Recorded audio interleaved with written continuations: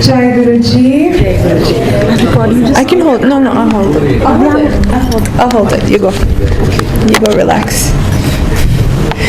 Jai Guruji. My name is Sun, and as Uncle Raghuvi said, blessed to be accepted by Guruji. I live in Canada. So I'll try to make it short and brief, but of course Guruji decides what we say. So as we stand here and I say, Guruji, please speak through me. I'm no special. There is no Iranian, Indian, Filipino, American, African. There's none of that. That's the mind that comes to separate you and me.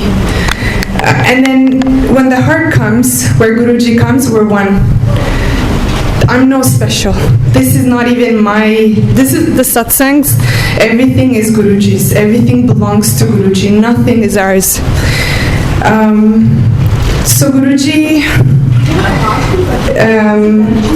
I moved to I moved to Canada 20 years ago.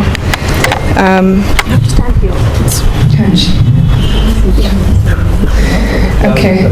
I moved to Canada 20 years ago from Iran, and so I was with my immediate family, my mom, my dad, and my sister, all four of us. And the urge came to go back to Iran for a visit after 6 years in 2003. And no matter how many times I told my mom, she didn't accept it. I was very young, in my 1920s, and she said, there's no way I'm gonna let you go. So all of a sudden this voice came, and it was very clear, and said, tell her if grandma passes away and I don't see her in Iran, I'm never going to forgive you. So she knew that my grandma was my mom. She raised me because I was not a planned child. And so I came right after my sister, after we're 1 year, 1 month, 1 day apart. And so anyway, I came, and right after the care of my mom, I was moved into my grandma, who was very spiritual. So anyway, so I told her that, and she accepted, and I was on a flight to Iran the week after. To Iran a week after. And my grandma would come to my aunt's place to see me because she lived in a village, so I didn't travel there much. Anyway, so one day the urge came to go be with her house, and it came with an aunt's voice, aunt that called me and said, listen, it's rude, go and stay with grandma. And so I went to her house, and 4 a.m, something woke me up. And it was at 4 or 5 in the morning, I woke up, I sat on the floor, and today I know, but back then I had no idea. I saw Guruji manifest himself in front of me, and I saw exactly how Guruji looks, but I didn't see his physical eyes. I saw a third eye, and vertical, and huge, very huge third eye. So I was so scared, and him being such a kind and so amazing, he was sort of hiding behind my grandmother's, showing half of his body to me. So I was really scared. I had no idea. I was never religious. I had no idea what I have seen, so I just covered myself, and I kept saying, please don't harm me, please don't harm me. And so I waited for my grandma to wake up about 2 hours later, and when she woke up, I told her, I said, listen, I've seen such a thing. And she said, don't worry, I've seen him many times. He's around me many times. Don't even worry about it. It's a ghost. Okay, fine. I was on a flight back to Canada a week later, so I was in Iran for 3 weeks a month, and time passed. That was in July 2003. My grandma passed away in October. So later I found out that Guruji's first blessing was really, probably there's so much more blessings, but the one that I remember first was how he sent me to Iran. The voice that came was Guruji's, he reminded me of this later. So he knew that I would have gotten into severe depression and suffering if I hadn't seen my grandma. So anyway, but the mind, I'm so smart, I'm so lucky, I went to Iran, I had no idea who had sent me, who had done that. Anyway, life went on, and from 2012 to literally June 2018, just 4.5 months ago, I was in bed, in and out. I had a severe ailment that I was literally bedridden for 6 years, but out of that, it was mainly 3 years that I was completely in bed. Couldn't do anything. I had a blood disorder. My platelets kept dropping, and they kept bringing it up and kept dropping, and everything and anything I tried. I went to Iran, I went to Germany for medical assistance, and nothing helped, nothing. So because it took so long, I developed mental illness. Because you have so much trust in the system, and then nothing happens. So anyway, I had severe insomnia, constipation. I had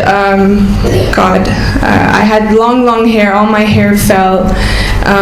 Severe depression, acute depression. I couldn't sleep whatsoever, and I had 24/7 migraines that was just agonizing. Anyway, it came into 3 phases. The first phase came, it wasn't severe, it left, I was in bed for 12 months, passed by with drugs and got better. And the second episode came, and I went to Iran for treatment, couldn't do anything there. And when I came back, I was in bed. It was 11 months that I had been in bed, and I just was trying to exit life. I did everything I could to exit life, and I was under I was in a mental institution before this incident, and I was under watch. So I came home, I lied, and I said I'm perfect and all is well. So I came home, and it was like 6 in the morning. I was just praying, saying I don't want to live like this.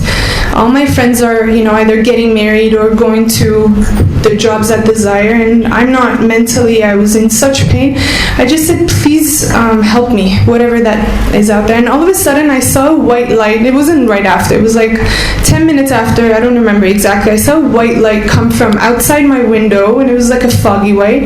Came from outside my window, and it got smaller, and went into my stomach. My whole ailment was fixed. Not the whole, but most of it was fixed the next day. So I couldn't tell anyone that I've seen a white light, because I was under mental watch, and so you say that to somebody and they're going to be like, okay, you're really cuckoo, back to mental. So I couldn't. That was even more painful, because I'm experiencing divine things and I can't. So anyway, I got better. The third episode of my illness hit 25th of December 2017. And this time I'm like, there's no way I'm gonna live. There's no way I'm gonna end it. No, why? Why live with such suffering? There's no point. But of course I was in bed, and Canada has such a cold weather, so you can't really go out, so you're just at home, and you can't. I didn't have any Sangat Parivar, I didn't have anywhere to go, nothing. So anyway, I was mentally this time very bad. And all of a sudden, one day I'm sitting in my room, and now I know, because Guruji also puts the thoughts in our heads. These thoughts are not our thoughts. So all of a sudden, the vision of what I had seen in my grandmother's house in 2003 came and said, pray to me. So I prayed. I said, whoever you were, because I've gone to churches, mosques, temples, anywhere you can imagine, Sufi homes. So all of a sudden, he said, pray to me. And literally after that, my whole life became a miracle. So I would start seeing butterflies in Toronto, and that's unusual, like where I lived, because it's downtown, and it's like, I've never experienced that. And then all of a sudden, in 1st of July, Canada Day, it was a holiday, and I went to buy hair color because my hair had gotten so thin that I'm like, I'm just going to make it thick with putting hair color. so I don't have to wash it. Anyway, so I go down and the pharmacy's closed, so this again, Guruji's voice comes and says, go to this church. It was called C3. And that was a sign of Guruji for me today. I realized that Guruji can come anywhere. It's not just, we think our mind says only Guruji can come through this or that. Guruji can come anywhere, And so I listened to the voice. I started walking towards the church, and when I got there, I couldn't find the church. It was my first time, and Guruji took me to the church. Literally, he walked my feet. The address that was on Google wasn't accurate. It was accurate, but anyway, it wasn't the right place. So I got to the church and they closed the doors, and literally they stopped the music. I was crying and running to church because I couldn't find it and I wanted to make it on time. And in the middle of the worship music, they just stopped it. And they said, someone on the way, God just put it in our head that someone on the way to church today was crying and running. And God wants you to know that this agony and suffering is ending and the land of grace is coming. And so I'm looking around like, oh my God, it's just me running. It has to be me. And I felt this energy, it felt different. The church was over and I literally went outside the church and I just kneeled down on the grass and I said, please, whatever this is, this energy it is, please help me. This happiness can't be just for an hour. I can't continue living life like this, with just in and out of hospital. I literally poked every morning with needles and just... So anyway, I'm walking back and Guruji stops my feet in this library. I'm like, just can't go further, and the voice says, go to the library. I go to the library. I'm standing there, and all of a sudden the voice comes, remember the white light? Pick up the book. And the book I had right in front of me was The Divine Light by Anita Kumar. So, it just connected. But again, because I had lost trust in everything and anything, I picked it up, whatever. The book came with me. I looked at it. I was like, whatever, someone's story about their guru, just like any other book I've read, spiritual book.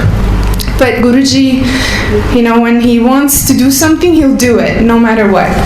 So Guruji's book came with me, and I left it on the floor in my room. And on it was still on the floor. On 5th of July, I get up, and it was unusual. I got tired again. I had severe insomnia, but somehow Guruji made my body tired to go back to bed. I went back to bed, and I had a dream that I'm in a satsang. And I had no idea what a satsang was, but I saw Guruji's gaddi, and I saw many people, and they told us to stand up. The holy person is coming. And again, at that moment, I didn't see Guruji. I just saw an energy again come in me. This time it was invisible. It went into my stomach. I fell down in my dream. I felt nauseous. I fell down. And then I woke up. In the dream, I woke up from that. And then I saw Guruji sleeping right beside me. But I saw the back of his head. So I just saw his back of his head. And he was wearing a dark brown chola. And so I wrote everything down. I'm like, God, what did I just see? What is this? It was so colorful, so vivid. Left it. 2 days later, the voice says, pick up the book, pick up the book, pick up the book, go read it, pick up the book. So, as I said, I had severe headaches. The minute I opened the book, my headaches just went down, as if a hand came out from the book and took my headaches with me, the severe migraines. And literally since then it's been satsangs and satsangs, and what Guruji keeps reminding me is that his ways are unimaginable. There is no point to think how our issues, how our problems will be solved. Don't even think about it. And so anyways, as I had the book open, I said, Guruji, I need to know this is you. And someone talked about Lord Shiva, and I googled Lord Shiva. I saw the vertical eye, and when I saw the vertical eye, I just looked at the cover, and Guruji said, remember 2003. So everything connected. And anyway, I said I need something. This was, again, the thought. I'm talking too much. I think this is a sign. Sorry. So,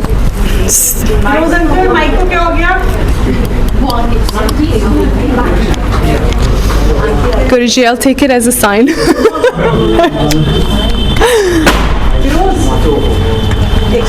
I can.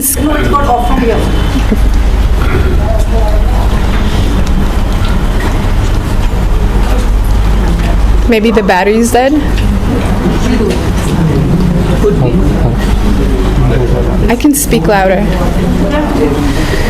So then I said, Guruji, I need, just again the thought. It was him doing. I didn't need confirmation. I knew, but his ways. And I said, show me something that's. So finally, I look, and the page or the paragraph later, I don't remember, as I was looking after, was his birthday. So I literally opened the book on his birthday, and all my ailments, all my problems, no pill, no nothing, no hospital visit since that day. Nothing. He healed. He does everything, and with Guruji, just leave and total surrender and the one-on-one. Don't go to anybody for anything. Just straight connection to Guruji. Anything and everything, just Guruji, and he'll take care of it. Jai Guruji. Thank you. Jai Guruji.